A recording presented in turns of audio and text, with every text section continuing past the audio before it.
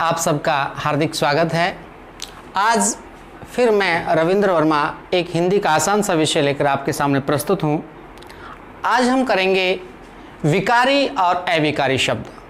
प्राय सभी प्रतियोगी परीक्षाओं में विकारी और अविकारी शब्दों के संबंध में कोई प्रश्न पूछा जाता है, कई बार छंटवाया जाता है, कई बार परिवर्तित करवाया जाता है। अक्सर 7वीं, 8वीं और 9वीं कक्षा के विद्यार्थियों को भी इस प्रश्न से रूबरू होना पड़ता है। तो दोनों प्रकार के विषयों को ध्यान में रखते हुए स्कूल से संबंधित भी और प्रतियोगी परीक्षा से संबंधित भी आज हम विकारी और अविकारी को समझने का प्रयास करेंगे। आइए शुरू करते हैं विकारी और अविकारी शब्द।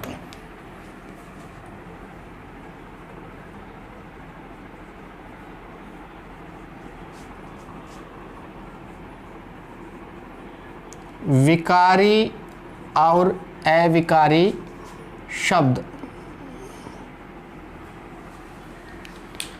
आप में से जिसने मेरे पहले के वीडियो देख रखे हैं उनके लिए और भी आसान हो जाएगा, क्योंकि जिस विकारी को आज हम करेंगे उनके महीने पहले आप सबके सामने एक एक वीडियो डाल रखे हैं। सबसे पहले हम दोनों की परिभाषाओं को समझने का प्रयास करते हैं। पहला हमारा विकारी है और दूसरा हमारा अविकारी है। विकारी क्या है? विकार शब्द अपने आप में बहुत अर्थ समेटे हुए है। विकार का अर्थ होता है बदलाव आना, परिवर्तित होना। जो चीजें अपने आप को बदल लेती हैं उनको हम कहते हैं ये विकृत हो गई हैं। ठीक इसी प्रकार हिंदी में ऐसे शब्द जो अपने स्वरूप को परिवर्तित कर लेते हैं, अपना स्वरूप बदल लेते हैं। बदलने के बहुत सारे कारण हो सकते हैं। लिंग के कारण, संज्ञा, मैं आपके सामने लिख देता हूं एक बार जिनके कारण परिवर्तन आता है। लिंग के कारण, वचन के कारण, काल के कारण। तीन चीजें प्रमुख भूमिकाएं निभाती हैं। हालांकि पुरुष आदि को भी इसमें शामिल किया जाता है, लेकिन जिन चीजों को हमें मुख्य रूप से ध्यान में रखना है, लिंग, वचन, काल। हालांकि कारक भी कई बार उसमें जोड़ लेते हैं, लेकिन ये तीन चीज अगर हम पकड़ लेंगे तो उसके पश्चात हमारे लिए विकारी शब्द बिल्कुल आसान हो जाएगा। लिंग के कारण बदलाव कैसे आता है, वचन के कारण बदलाव कैसे आता है और काल के कारण बदलाव कैसे आता है, इन चीजों का हम एक बार संक्षिप्त अध्ययन करेंगे। गहन अध्ययन करने की हमें आवश्यकता नहीं है, क्योंकि हम 3-4 वीडियो इसके पहले जारी कर चुके हैं। विकारी वे शब्द कौन से जो बदल जाते हैं। परिभाषा क्या बनती है? जिन शब्दों में लिंग, वचन, कारक, काल, पुरुष आदि के कारण बदलाव आता है या परिवर्तन आता है उसे विकारी कहते हैं।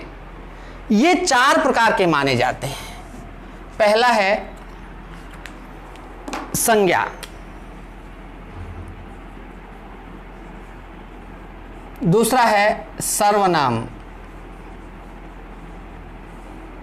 तीसरा है क्रिया और चौथा है विशेषण।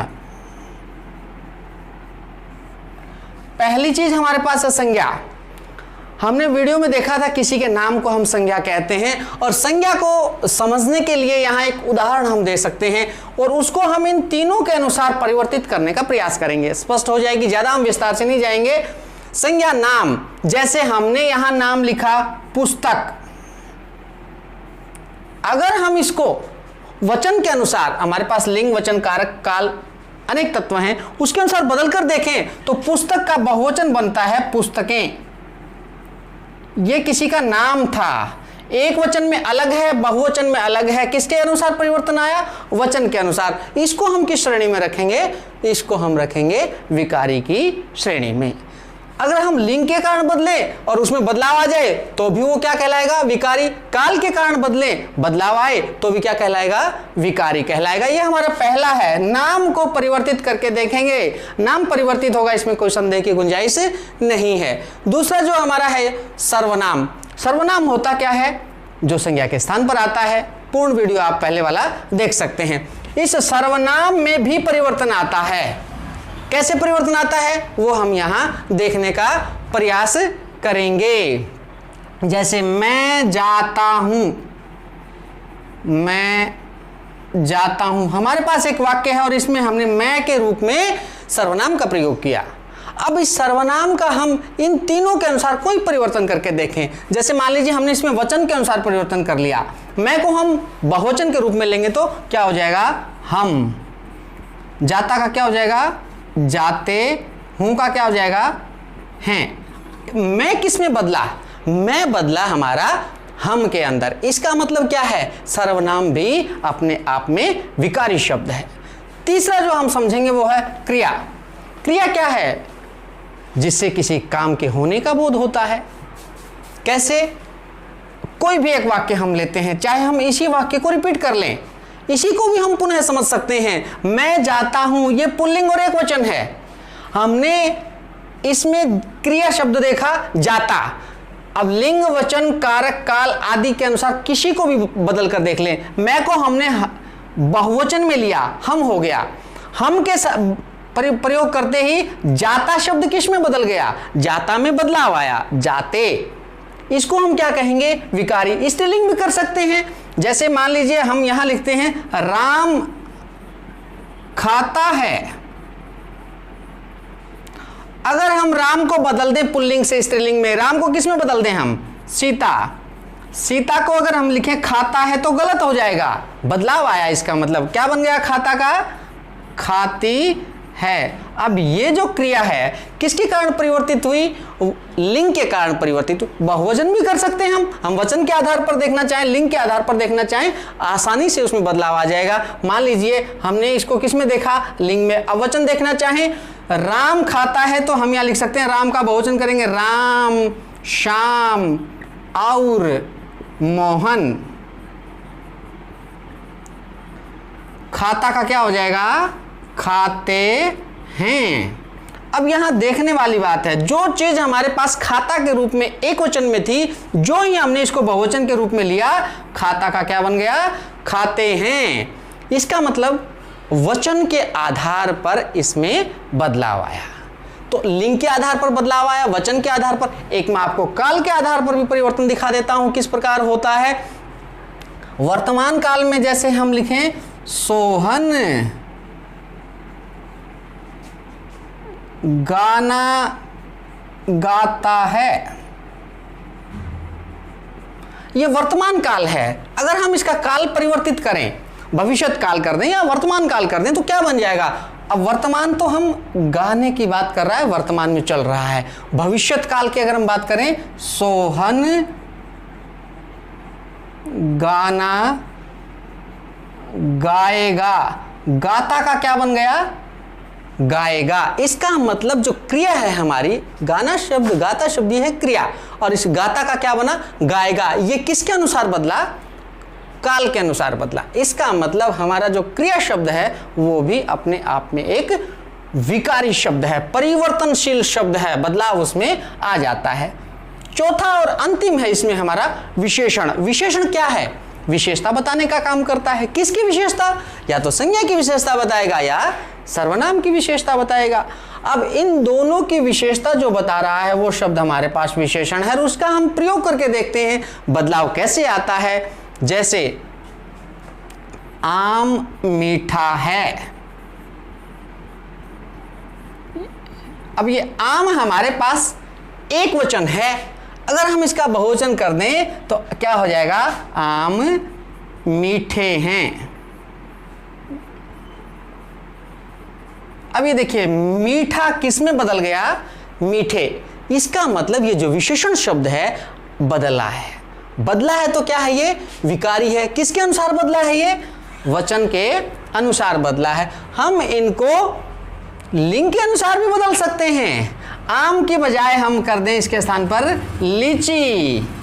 अब लीची खालिस्तान है, अब हम मीठा नहीं कह सकते, लीची मीठा है। क्यों, आम पुल्लिंग शब्द था और लीची स्त्रीलिंग शब्द है। परिणाम स्वरूप लीची को हम क्या लिखेंगे, मीठी। अब यहां मीठा था और स्त्रीलिंग में वो क्या बन गया, मीठी बन गया। स्पष्ट है विशेषण में भी काल के कारण, वचन के कारण और लिंग के कारण बदलाव आता है। ये जो चार थे विस्तार से हम अपने वीडियो में कर चुके हैं, और इन चारों को हमने किसकी श्रेणी में रखा है, विकारी की श्रेणी में रखा है। इसका मतलब इन चारों में बदलाव आता है। जो ध्यान से सुनने और समझने वाली बात है वो हमारी अविकारी शब्द की है, क्योंकि इसके संदर्भ में अभी कोई वीडियो हमने जारी नहीं किया है। आज थोड़ा सा ध्यान लगाकर आप इसके बारे में समझने का प्रयास करेंगे।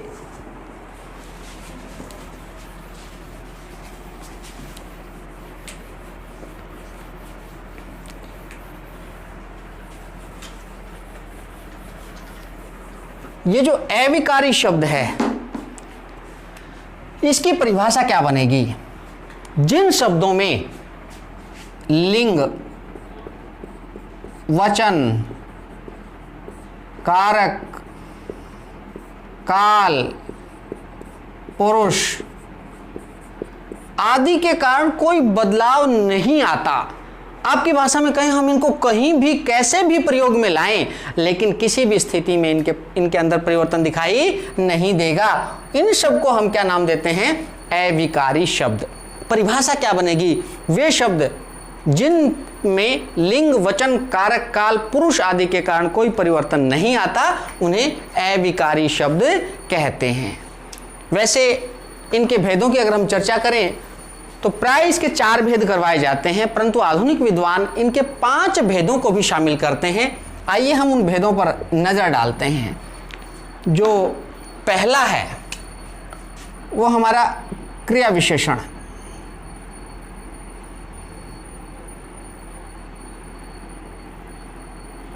दूसरा है संबंध बोधक।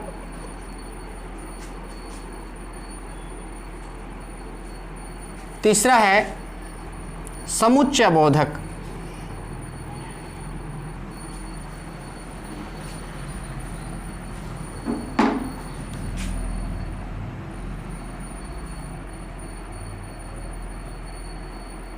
चौथा है विस्मयादि बोधक।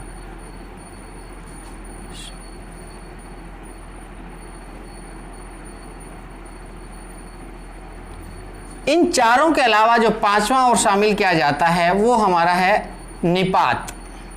बिल्कुल आसान होंगे, अगर थोड़ा सा आप ध्यान से देखेंगे, समझेंगे तो आपको कोई कठिनाई नहीं आएगी। क्रिया विशेषण 2 चीजें मिला दी गई हैं। क्रिया को हम जानते हैं काम के करने या होने को कहते हैं, और विशेषण विशेषता बताने को कहते हैं। दोनों को मिला दिया तो एक चीज ध्यान करनी है, ये किसकी विशेषता बताएगा? क्रिया की विशेषता बताएगा। जो शब्द कौन से? अविकारी। वे अविकारी शब्द जो क्रिया की विशेषता बताते हैं उसे क्रिया विशेषण कहते हैं। यानी कि आम चीज की विशेषता न बताकर वो केवल किसकी विशेषता बताएगा? क्रिया की विशेषता बताएगा। जैसे वह धीरे धीरे चल रहा है। अब चलना क्रिया है, लेकिन इस चलने की भी विशेषता बता दी। कैसे? धीरे धीरे। इसका मतलब क्या है? इस शब्द ने इसको मजबूत करने और इसकी विशेषता बताने का काम किया है। इस शब्द को हम कहेंगे क्रिया विशेषण, और ये शब्द क्या कहलाएगा? क्रिया कहलाएगा। इसको हम कैसे भी बदलना चाहें बदलेगा नहीं। वह, इसके स्थान पर मान लो पुल्लिंग एक शब्द इस्तेमाल कर लेते हैं, राम। राम धीरे धीरे चल रहा है, बदलाव आया? कोई बदलाव नहीं आया। राम को हटाकर हम यहाँ स्त्रीलिंग कर देते हैं, सीता। सीता धीरे धीरे चल रही है, क्रिया में बदलाव आएगा, मगर जो शब्द हम देख रहे हैं उस धीरे धीरे शब्द में कोई बदलाव नहीं आएगा। हम बहुवचन करके देख ले हैं क्या? सीता, गीता, सोहन, सुरेश और मोहन धीरे धीरे चल रहे हैं, क्रिया में बदलाव आएगा, मगर इस धीरे धीरे में कोई बदलाव नहीं आएगा। काल भी बदल कर देख लेते हैं, वह धीरे धीरे चल रहा है, वह धीरे धीरे चलेगा। भविष्यत काल कर दिया, लेकिन धीरे धीरे में कोई बदलाव नहीं आया। इसको हम क्या कहेंगे? क्रिया विशेषण। दूसरा हमारा है संबंध बोधक। संबंध बोधक क्या होता है? जो शब्द हैं वे वाक्य में आए हमारे संज्ञा और सर्वनाम के रूप में, उनका संबंध प्रकट करता है। उनका क्या प्रकट करता है? संबंध प्रकट करता है। जैसे, और इसको हम फिर बदल कर देखेंगे और फिर उसमें कोई बदलाव नहीं आएगा।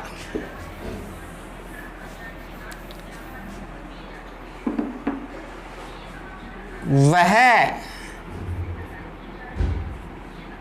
भोजन के साथ मिठाई खाता है। के साथ शब्द जो है वो भोजन और मिठाई के संबंध को प्रकट कर रहा है। जो शब्द हमारे सामने है के साथ, अगर हम इसको बदलना चाहें तो न तो लिंग से, वचन से, कारक से, काल से, पुरुष से, कोई किसी से भी ये नहीं बदलेगा। वह भोजन के साथ मिठाई खा रहा है। अब वह को आप सीधे पुल्लिंग में लिख लो। मान लो हमने यहां लिख दिया नरेश। नरेश भोजन के साथ मिठाई खाता है, कोई इसमें बदलाव नहीं आया। नरेश को छोड़ो, अब आप इसके स्थान पर कर लो सुमन। सुमन भोजन के साथ मिठाई खाती है, क्रिया में तो बदलाव आएगा मगर इसमें कोई बदलाव नहीं आएगा। इसको हम क्या कहेंगे? इसको हम कहेंगे संबंध बोधक अविकारी शब्द। तीसरा है हमारा समुच्चय बोधक। समुच्चय का मतलब होता है एक तरह से जोड़ा बनाना।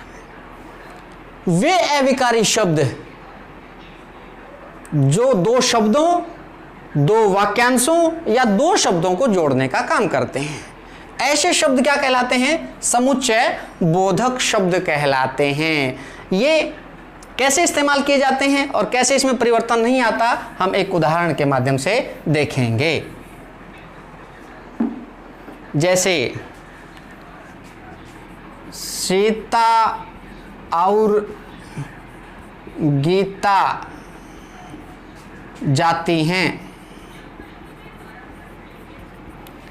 सीता गीता दो शब्द हैं और उन दोनों शब्दों को जोड़ने का काम किसने किया? और ने किया। और हमारा क्या है? समुच्चय बोधक अविकारी शब्द है। अब हम इसको इसमें बदलाव करने का प्रयास करेंगे। यहां सीता के बजाय हम कर लेते हैं मोहन, मोहन, और गीता के बजाय कर लेते हैं सोहन।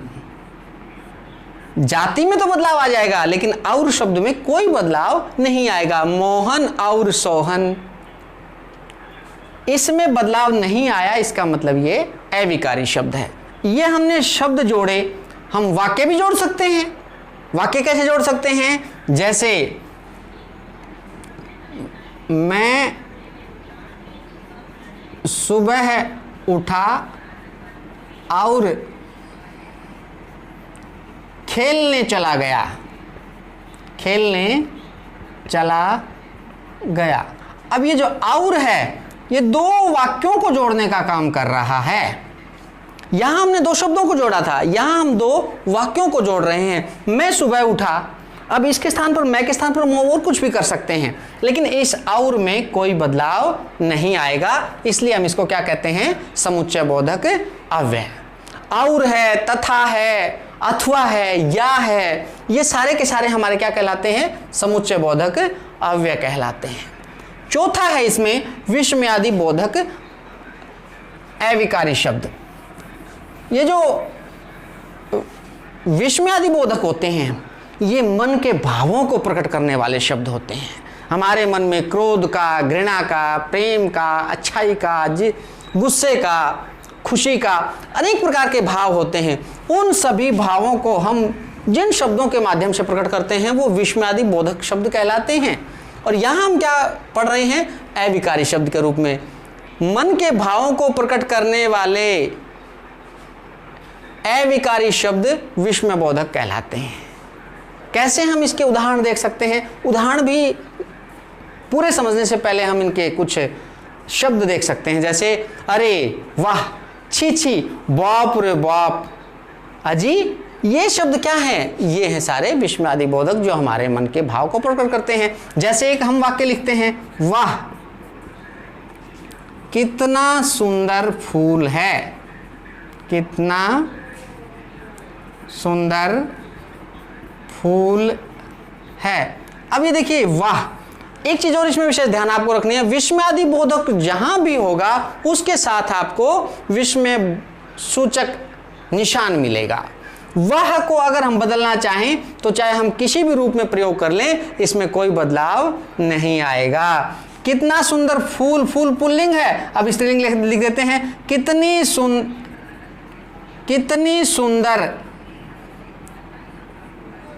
सुंदर गाय। अब हमने यहाँ स्त्रीलिंग कर दिया गाय, यहाँ फूल था पुल्लिंग, लेकिन वाह में कोई बदलाव नहीं आया, वाह कितनी सुंदर गाय है। तो वचन में भी, लिंग में भी, कारक काल पुरुष में भी यहाँ ये शब्द परिवर्तित नहीं होगा, इसलिए हम इसको विस्मयादि बोधक कहते हैं। पांचवा और अंतिम हमारा है निपात। वास्तव में निपात तो होता क्या है, अपने आप में पूर्ण अर्थ लेने वाला नहीं होता है, ये सहयोगी होता है। परिभाषा क्या बनती है, वे अविकारी शब्द जिनका अपना कोई अर्थ नहीं होता परंतु दूसरे शब्दों के साथ जुड़कर उनके अर्थ में बल भर देते हैं या उन्हें प्रभावशाली बना देते हैं, ऐसे शब्द क्या कहलाते हैं, निपात कहलाते हैं। तो ही, भर, मात्र, ये कुछ ऐसे शब्द हैं जो निपात के रूप में इस्तेमाल किए जाते हैं। जैसे मान लीजिए, मैं जा रहा हूँ, हमने यहाँ एक निपात लगा दिया, कौन सा, मैं के बाद तो, मैं तो जा रहा हूँ, पहले था मैं जा रहा हूँ, जो ही हमने त्यों का शब्द का प्रयोग किया तो ये दूसरे अर्थ में आ गया। मैं तो जा रहा हूं, इसका मतलब बाकी कोई जाए या ना जाए, लेकिन मैं तो जाने का काम कर रहा हूं। तो को हटा दें, अगर हम इसके स्थान पर ही लगा दें, क्या बन जाएगा, मैं ही जा रहा हूं, इसका मतलब और कोई भी नहीं जा रहा है। और अगर हम दोनों को इकट्ठा भी इस्तेमाल कर लें, मैं ही तो जा रहा हूं, हालांकि इनका अपना आपस में कोई अर्थ नहीं है, लेकिन वाक्य में आने के पश्चात ये अपना प्रभाव दिखाते हैं दूसरे शब्दों के ऊपर। इनमें अगर हम परिवर्तन करना चाहें तो लिंग, वचन, कारक, काल, पुरुष आदि के साथ कोई बदलाव इनमें नहीं आएगा, इसलिए हम इनको क्या कहते हैं, निपात के रूप में अविकारी शब्द। तो मैंने आपके सामने 4 विकारी और 5 अविकारी शब्दों के संदर्भ में थोड़ा सा बताने का प्रयास किया है। उम्मीद करता हूँ ये चीज़ आप लोगों को समझ में आई होंगी। नहीं समझ में आई हो तो आप डिस्क्रिप्शन में पूछ सकते हैं। अगर आपको ये अच्छा लगे वीडियो तो आप इसको लाइक करें, शेयर करें और हमारे चैनल को सब्सक्राइब करें। नमस्कार, धन्यवाद।